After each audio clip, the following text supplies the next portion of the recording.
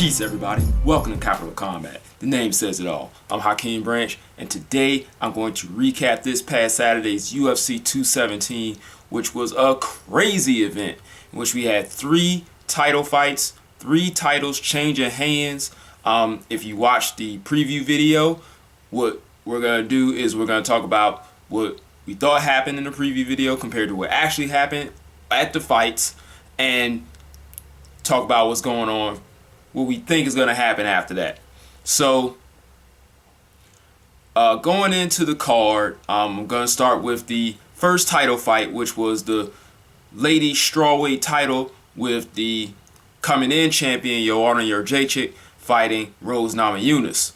Now, going into this, we saw the pedigree of the champ Joanna. We saw what she did to all of the previous ladies that she had fought beforehand, and how she dismantled them all with surgical precision.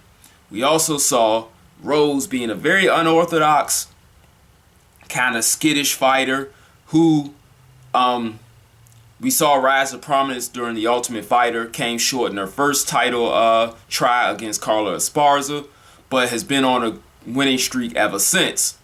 So, going in, she was a big underdog. We saw how dominant Joanna was. We saw how she dismantled, dissected, obliterated opponents with her surgical striking and her adept use of range, and also knowing what she did strongly and being able to force that upon her opponents and making what they did less. So, like I said, going into this one, I was thinking that we will see more of the same. Rose can bring you some definite different looks and angles, and sometimes some weird strikes and submission attempts that I didn't think she'd be able to get into range and do so against someone as technically sound as the champ Joanna Jędrzejczyk. Now, if you watch the fight, clearly wrong. Rose came out there, controlled the range, had Joanna doing something that she usually has her opponents doing, which is swinging at air, and she was able to keep the champ within her range, which led to a spectacular lead left hook knockout, something you don't see a lot in mixed martial arts. And the reason she did that was because she was able to disguise her range so well against the champ. And in doing so, she was able to make her reach, she was able to misjudge her own distance, and force her into making mistakes that the champ usually does not make. And now she's the former champ. All you need is one mistake, and Rose was able to capitalize off that and land, like I said, a picture perfect lead left hook, leaping in, something you see Roy Jones or Floyd Mayweather do. You see it a lot in boxing, where they kind of duck a little bit, change that level to make you think you're going for something else, and just launch that bad boy as you move forward because the hook is a close range punch. So she's out of range when it starts, but by the time she springs forward, she's in range for it, it's already too late. And the champ found out the hard way, or the former champ. So now we got a new ladies strawweight champ, only the 3rd in the division. And she's got a long list of challengers that are waiting to challenge her for that crown now that the incumbent champ has been dethroned, because she had been through all of those ladies already. So now we got a fresh face, a fresh new list of challengers, and a lot of excitement that's going to be coming into that division going forward. So into the second title fight, we had Cody Garbrandt defending the bantamweight title against TJ Dillashaw in a huge grudge match that has been years in the making and finally came to a head this past Saturday. Now, in the preview video, I talked with Rob about these guys, so I brought both our thoughts together. But anyway, we were thinking that Garbrandt, with the power that he possessed, the technical skill that's really subtle, even though TJ Dillashaw we thought was a better fighter. Same way with Dominic Cruz. Like I said, both guys, I think, as far as tools and resume and everything, bring a lot more to the table than Cody Garbrandt. But his ability to execute in the cage is up there with those guys. So I thought that would be able to help him succeed in winning his, well, retaining his title, and I thought he'd do so by decision. What we got, also, right before the fight, Garbrandt actually released the video of him when he knocked down TJ Dillashaw in practice. They say he knocked him out, but you can see, he did get him with a very nice shot. And I bring that up because it's important, because it happened in the fight as well. So one of the things you saw a lot from TJ was a lot of level changes. He ducked down a lot. He changing his stance. He would cut odd angles, a lot like Dominic Cruz does. But the difference between Cruz and Dillashaw is Cruz doesn't throw a lot of kicks. Dominic Cruz kind of hunts and pecks and can get takedowns off of his angles, but he usually likes to bring guys in and counter them with his strikes and just befuddle them in that manner. Dillashaw is going out there to hurt you. And that is the major difference between him and Cruz. Dillashaw also has fight-changing power. You're usually not going to see that with Dominic Cruz. So that was a different wrinkle that Garbrandt had to look out for. And one that, I'm going to be honest with, I didn't really consider much going into it. So we see Dillashaw changing those angles. He's throwing kicks off of his level changes and punches, and he's switching stances constantly, but he's mainly staying in the southpaw stance. Garbrandt in the first round did a really good job of negating most of that work and being able to counter him in between the shots, which is how I thought the fight was going to go for about 5 rounds. Then we get the end of the first round, and you see Garbrandt walking to his right, then he ducks down, boom, lands that counter right hand exactly how he did in practice. TJ walked right into it, stunned badly. Fortunately for him, the round was just about over. We had about 10 seconds left, and so the clock was able to end, and he was able to get back to his corner and recover. Props to his corner for helping him recover, giving him good instructions, and sending him back out there sound-minded and ready to fight. Garbrandt was still focused and still ready to work and continue what he did in the first round and continue it into the fight. So TJ's corner called for more kicks. More kicks is what they got.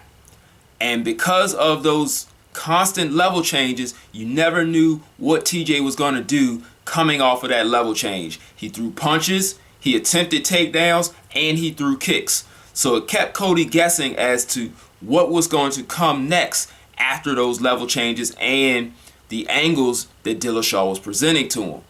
This was a very sound strategy on the part of TJ Dillashaw and his camp. And because of that, he was able to catch Cody with a head kick about midway through the round that really got his attention, knocked him off his feet. And like I said, because he didn't know what was coming off of those level changes, it was very hard to defend for 3 different levels of attack. Either he could go down and shoot, he could go down, come up with punches, or he came up with a kick. I'm definitely not going to kick up here. And plus, I don't have a lot of room. Anyway, he had those 3 options that he could do, and the varied amounts of kicks and punches that he could throw from these angles kept Garbrandt on guard. So as they keep going, Garbrandt is having a very good job of catching Dillashaw in between those combos like he was doing in the first round. But at the end of the fight, Dillashaw decided to punch with Garbrandt. And he caught him with a beautiful right hook that put him down, and he was basically out. You know, you get the obligatory ground strikes to end the match. And we have a new bantamweight champion in TJ Dillashaw. A belt that he says he felt he never actually lost in the first place. Technically he did. But now he's got it back. He is the bantamweight champ, and a very impressive performance, coming back from being stunned badly, sticking to the game plan, and executing to perfection. Congrats to him. Like I said, he's probably going to take the, well, now that Dominic Cruz is injured, he's not going to be fighting Jimmy Rivera, so we don't know who the next challenger is going to be, whether they do a immediate rematch for Garbrandt, whether he has to work his way back up. We'll have to find out as the weeks progress, because it's still pretty fresh. And like I said, now that we have the events of this week that have happened, we really don't know what's going to happen as far as who TJ defends against next.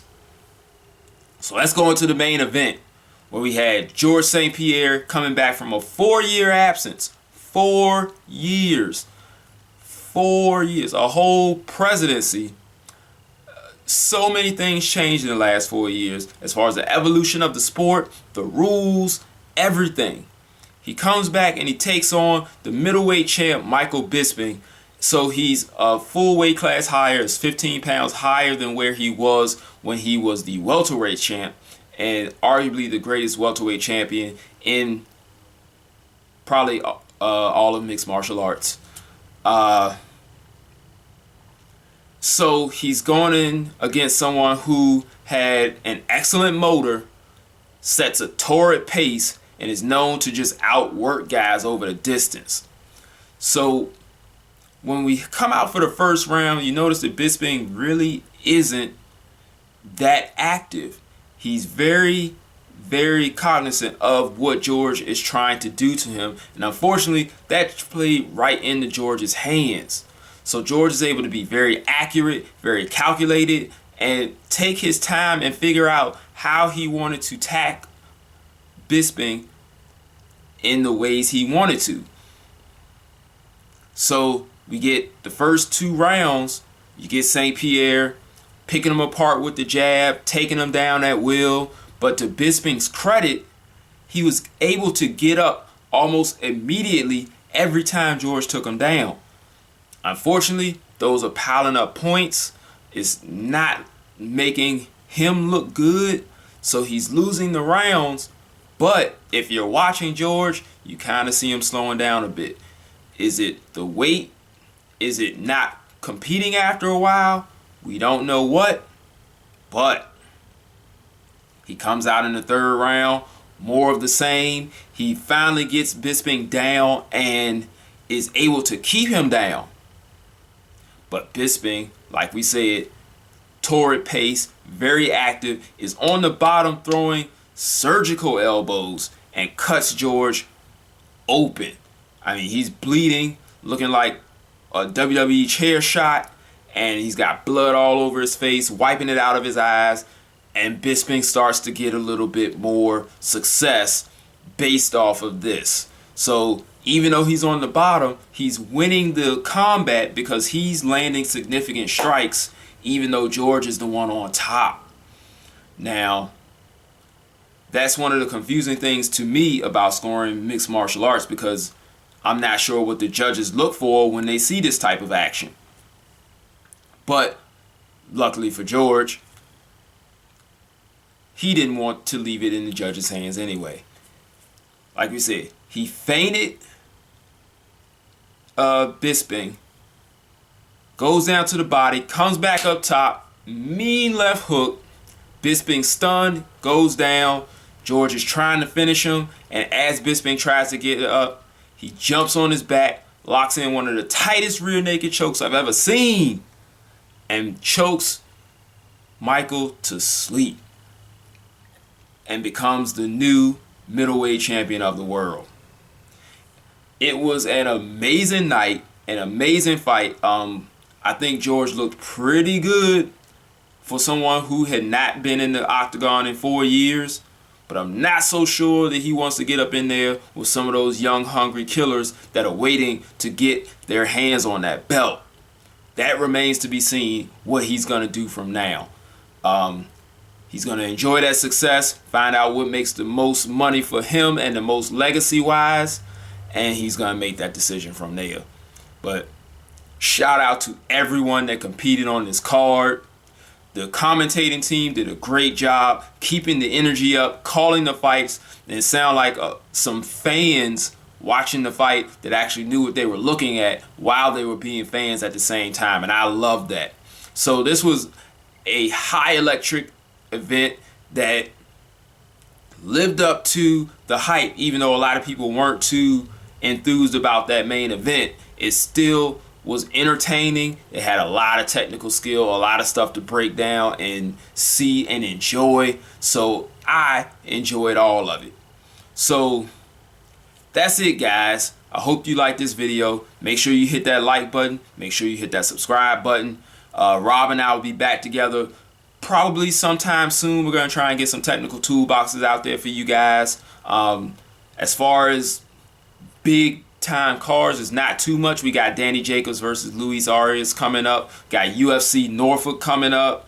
But as far as big fights, we got UFC 218 and Rigondeaux versus Lomachenko coming up soon. So those are going to be the two big ones that we're going to be looking into getting a video out for you guys.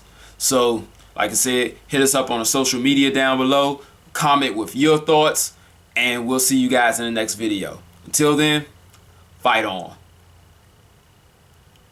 This is round one and you've already lost. They don't seem to see that everything we've done is coming at cost. My fists are on fire, I perform till I perspire. My demons are in a rage, keep thinking that it's a game. I kick crime, hurricane, I told them I don't play, I'm liquid. Black Street Fighter.